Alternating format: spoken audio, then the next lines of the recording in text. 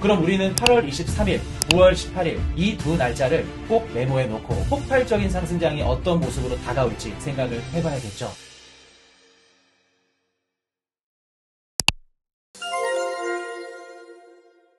드디어 7월 FOMC 발표가 되었죠. 많은 분들이 보셨겠지만 금리는 동결이었습니다.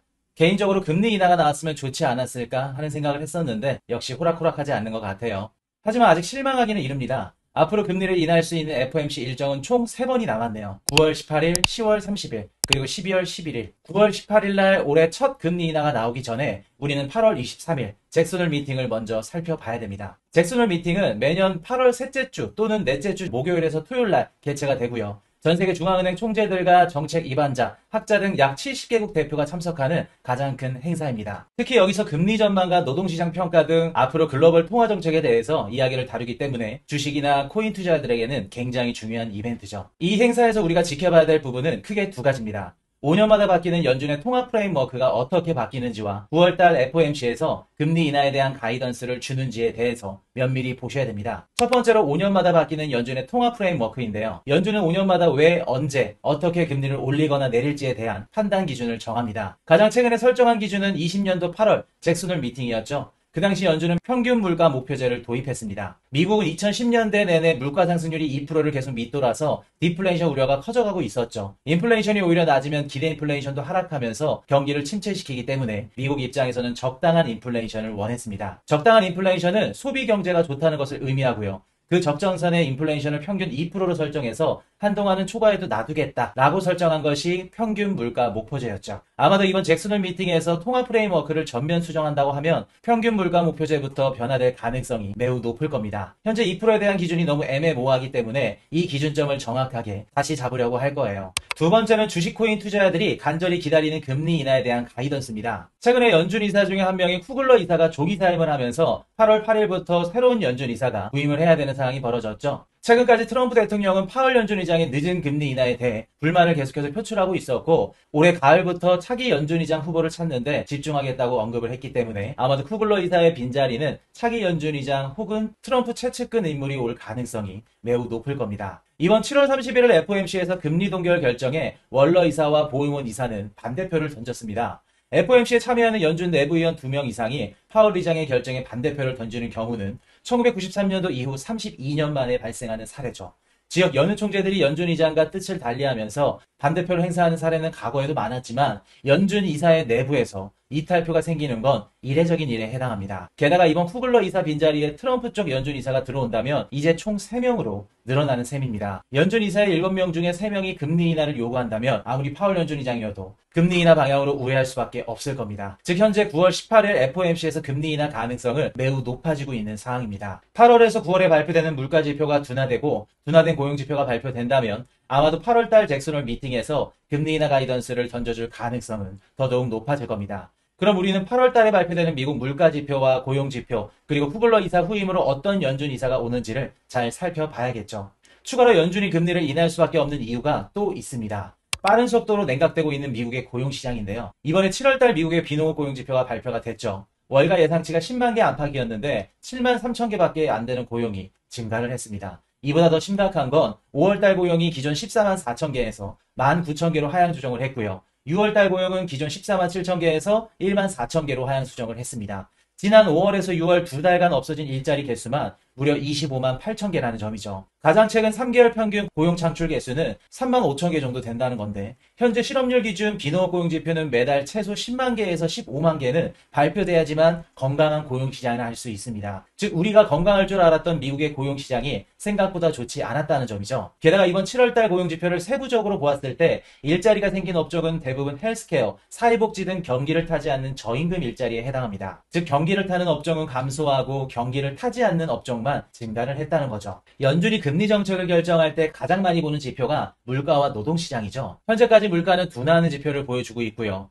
노동시장마저도 좋지 않기 때문에 금리 인하 가능성은 더더욱 높아지는 것이죠. 연준이 금리를 인하할 수밖에 없는 이유는 미국과 글로벌 국가들의 기준금리 차이에서도 나타나는데요. 미국의 기준금리가 다른 국가들보다 압도적으로 높은 상황이라면 미국을 제외한 글로벌 국가들은 경기 침체로 진입하거나 벗어나지 못할 가능성이 높아집니다. 자본은 항상 금리가 낮은 곳에서 높은 곳으로 이동을 하죠. 경제 성장률이 좋고 모든 분야에서 1위를 기록하고 있는 미국이 기준금리까지 높다면 어떻게 될까요? 당연히 글로벌 국가들의 자본이 미국으로 쏠릴 수밖에 없을 겁니다. 이 때문에 글로벌 국가들은 자본 유출로 인해서 시장이 흔들릴 수도 있고요. 경기를 부양시키기 위해서 금리를 인하하고 싶어도 자본 유출이 더욱더 심해질 수 있기 때문에 진퇴양난에 빠질 수밖에 없는 거죠. 미국을 제외한 국가들의 경기가 좋지 않으면 당연히 소비도 감소할 수밖에 없겠죠. 이렇게 된다면 미국의 수출 기업들이 타격을 받게 됩니다. 미국 S&P 500에 상장된 기업들의 총 매출 중 약 40%가 해외에서 발생하죠. 즉 미국의 제조업과 수출 기업들이 피해를 입을 수밖에 없다는 것이죠. 그리고 자본이 미국으로 이동하면서 달러 강세로 전환이 된다면 미국의 수출 기업들의 경쟁력 역시 더더욱 잃게 될 거고요. 매출이 급감할 겁니다. 게다가 글로벌 달러 부채는 대략적으로 약 13조에서 14조 달러 규모 정도 되는데요. 달러 강세로 인해서 달러를 빌린 국가나 혹은 기업들이 부채 상환 부담이 증가하면서 부도 혹은 디폴트가 난다면 결국 돈을 돌려받지 못하는 미국의 금융기관이나 은행 펀드들 역시 위험할 수 있습니다. 즉 미국의 기준금리가 다른 국가에 비해 압도적으로 높다면 신흥국이나 해외 시장 불안전성이 미국 증시에 영향을 줄 수 있고요. 그로 인해 글로벌 경기 침체가 발생할 수 있다는 거죠. 연준의 금리 인하 필요성은 레포 시장에서도 나오고 있는데요. 여기서 말하는 레포 거래는 채권을 담보로 단기 자금을 빌리는 거래를 의미합니다. 레포는 한 기관이 국채나 MBS 같은 우량 채권을 맡기고 일정 기간 이후에 대사기로 약속하면서 현금을 빌리는 거래입니다. 보통 하루에서 3개월까지 단기 성격의 거래를 의미합니다. 즉 은행과 은행끼리 돈을 빌려주고 하는데 갑자기 빌려줄 돈이 없어서 금리가 폭등하는 것을 레포 금리 발작이라고 하는데요. 이렇게 보시면 2025년도 6월 30일 레포 금리가 팍 튀는 걸 보실 수 있습니다. 보통 월말이나 분기 말에는 은행들이 재무제표에 안전하게 보일 자산만 남기고 리스크가 있는 단기 대출들은 줄이려고 하는 성향이 있죠. 그렇기 때문에 레포 시장에 자금을 공급하던 은행들이 자금을 회수하면서 레포 자금이 부족해지면 수요는 그대로인데 공급은 줄어서 금리가 상승하는 구조입니다. 이처럼 레포 금리가 튀면서 은행들이 자금을 조달받지 못한다면 신용의 금이 갈 거고요. 연쇄 파산 가능성이 발생할 수 있겠죠. 즉 시중의 유동성이 부족하기 때문에 이런 일이 발생하는 거고요. 이 문제를 해결해 줄 수 있는 유일한 주체는 연준입니다. 연준이 지정된 거래 기관에게 일정 금리로 국채 등을 담보로 즉시 자금을 빌려주는 제도인 SRF를 통해서 자금을 빌려주고 시장을 안정화시켜주죠. 사실 이런 대출 프로그램보다 더 효율적인 것이 있습니다. 바로 기준금리 인하인데요. 레포 금리는 단기 금리에 해당되고요. 단기 금리는 기준 금리에 가장 민감합니다. 즉 연준이 금리를 인하해주면 레포 금리 발작 위험성은 현저히 줄어들 수 있다는 거죠. 물론 SRR 규제 완화까지 같이 실현이 돼야지만 위험성은 더더욱 감소할 겁니다. 그리고 여기서 한 가지 중요한 것이 있습니다. 역사적으로 레포 금리가 발작한 이후에 연준이 시장에 개입하면 연준의 통화정책 방향성이 양적 완화나 금리 인하로 바뀌었다는 점입니다. 그리고 이는 주가 상승으로 이어졌다는 거죠. 2008년 금융위기 당시에 리포 담보였던 모기지 관련 자산들이 하락하면서 은행들이 현금 조달에 실패를 했고요. 위기가 채권 시장으로 번졌습니다. 레포 거래의 주요 담보였던 부동산 대출 기반 자산들이 급격하게 평가가 절하됐고요. 유동성 위기가 발생을 했죠. 금융기관들은 대규모 파산이 일어났고요. 이후 연준은 대규모 양적 완화로 과잉 유동성을 공급했습니다. 이후에 전 세계 증시는 폭발적으로 상승을 했고요. 두 번째, 2019년도 레포 시장 경색인데요. 2008년도 이후에 금리 급등과 유동성 부족 사태를 계속해서 겪어왔고 연준이 10년 만에 시장에 개입을 하게 됩니다. 그 당시 국채 결제 그리고 세금 납부로 인해서 시중의 유동성이 급감했고요. 금융기관들이 단기 자금 조달에 실패를 했고 그로 인해 시장 충격으로 전이가 됐습니다. 연준의 개입 이후에는 증시는 폭발적으로 상승을 했죠. 세 번째, 2020년도 팬데믹 사태인데요. 20년도 3월달 팬데믹이 발발하면서 미국 국채 가격은 급락하게 됩니다. 유동성 고갈로 인해서 미국채 시장이 마비에 빠졌죠. 매도세는 폭발했고요. 매수자는 실종이 됐습니다.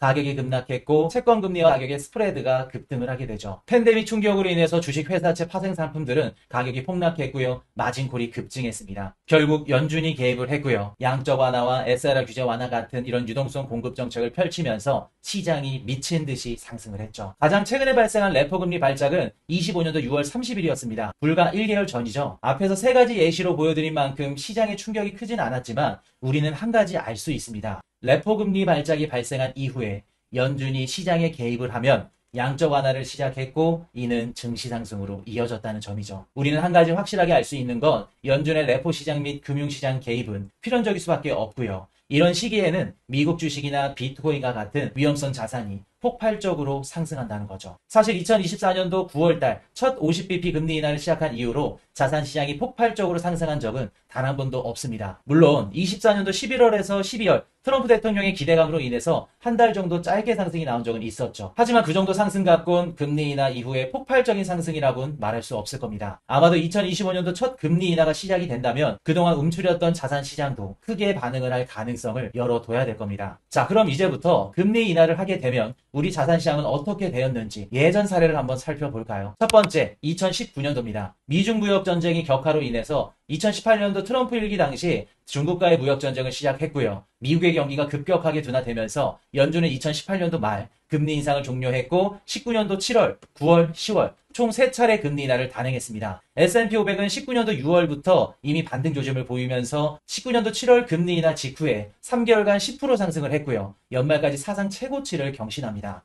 이 당시 미국 증시뿐만 아니라 암호화폐 시장도 폭발적인 상승을 기록했죠. 파란색 선은 미국의 연방기금 금리고요. 노란색 선은 비트코인 가격입니다. 이렇게 보시면 19년도 파란색 선인 미국의 기준금리가 가파르게 하락을 하면서 노란색 선인 비트코인 가격은 급등하는 것을 보실 수 있습니다. 반대로 2022년도에는 파란색 선인 미국의 기준금리가 급격하게 상승하니까 노란색 선인 비트코인 가격은 급격하게 하락하는 것을 관찰할 수 있죠. 두 번째, 20년도 팬데믹 발생으로 인한 금리 인하입니다. 20년도 팬데믹이 발생하면서 연준은 3월 3일 긴급으로 50bp를 인하합니다. 3월 15일 추가로 100bp 금리를 인하하죠. 제로금리에 도달했고 동시에 무제한 QE를 발표합니다. PDCF 같은 이런 긴급 유동성 조치까지 동시에 취했죠. S&P 500, 나스닥, 비트코인, 이더리움 모두 3월 23일 저점 형성 이후에 급반등을 했죠. S&P 500은 저점 대비 연말까지 65% 가까이 상승을 했고요. 비트코인은 3,800불에서 연말에 29,000불까지, 그리고 이더리움은 90불에서 연말 730불까지 폭발적인 상승을 기록했습니다. 특히 2020년도부터 2021년도 상반기에 연준이 금리를 인하할 때 디파이 열풍까지 겹치면서 시중에 넘치는 유동성이 암호화폐 시장의 디파이 생태계로 쏠리면서 코인 시장은 폭발적으로 상승을 했죠. 이렇게 보시면 20년도 후반부터 디파이 TVL이 급격하게 커지는 것을 확인하실 수 있습니다. 이렇게 보시면 붉은 선은 연준의 기준금리를 나타내고요. 파란색 선은 비트코인 가격을 나타냅니다. 19년도부터 금리를 급격하게 내리면서 비트코인 가격이 급등하는 패턴이 나타나죠. 연준이 금리를 내리면서 시중의 유동성이 크게 풀리게 되고요. 위험자산에 대한 수요가 급격하게 늘어나게 됩니다. 단기적으로는 차입 비용이 낮아져 레버리지 매매가 활발해지고요. 장기적으로는 국채 등 안전자산 매력이 줄어들고 투자자들이 비트코인, 이더리움, 알트코인과 같은 리스크 자산으로 이동하게 되는 구조이죠. 즉 금리 인하가 발생하는 시기엔 무조건 자산 시장은 상승한다는 결론이 도출됩니다. 단 전제 조건이 필요하죠. 경기 침체가 동반되는 나쁜 금리 인하는 오히려 자산 시장에 부정적인 영향을 줍니다. 올해 하반기 연준의 금리 인하 가능성은 매우 높고요. 트럼프 정부의 경기 부양 정책까지 동반되는 올해는 경기 침체가 발생하지 않는다는 가정하에 자산시장 상승 가능성이 매우 높을 겁니다. 그럼 우리는 8월 23일, 9월 18일 이 두 날짜를 꼭 메모해 놓고 폭발적인 상승장이 어떤 모습으로 다가올지 생각을 해봐야겠죠. 다만 상승장이 오는 시기를 예상하고 대응하는 것은 쉽지 않은 일이에요. 이미 선반영돼서 일찍 오는 경우도 있고요. 혹은 다들 시즌이 끝났다고 이야기를 할 때까지 늦게 오는 경우도 있을 겁니다. 상승장이 오는 타이밍을 정확하게 알 수는 없지만 어떻게 시장을 해석하는지에 따라서 어느 정도 유추는 할 수 있습니다. 이번 상승장에서 여러분들이 최대 수익을 낼 수 있는 방법을 알려드리려고 합니다. 얼마 전에 진행한 스페셜 원데이 파이널 특강을 무료로 보실 수 있고 특급 시그널 공부 자료를 받아볼 수 있게끔 공부방을 개설했습니다. 지금 이 영상을 보시는 모든 분들은 무료로 받아보실 수 있고요. 신청하시는데 30초도 안 걸립니다. 해당 영상 정보란과 고정 댓글란 확인하시면 되겠습니다. 이처럼 금리 인하 기대감이 고조되고 정치적으로나 연준 내부의 변수까지 맞물리면서 코인 시장은 극심한 변동성을 동반한 새로운 국면에 진입하고 있습니다. 이제 중요한 것은 이 거대한 파도 속에서 어떻게 기회를 잡고 최고의 수익을 만들어낼지입니다. 특히 이번 상승장은 모든 알트코인이 일제히 오르는 단순한 시장이 아닐 가능성이 높아요. 과거 불장과 달리 소수의 알트코인만 선택적으로 크게 상승할 수 있기 때문에 투자자들에겐 옥석을 가려내는 날카로운 안목이 어느 때보다 중요해진 시기가 될 겁니다. 쇼는 아직 시작조차 안 했습니다. 진정한 프로는 무대가 열렸을 때 누구보다도 화려하게 빛나기 위해 묵묵히 준비합니다. 저와 함께 올해 하반기 불꽃 랠리의 주인공이 되시길 바라겠습니다. 지금까지 영상이 좋으셨다면 구독과 좋아요 부탁드리겠습니다. 지금까지 코인 이슈 경제 채널이었습니다.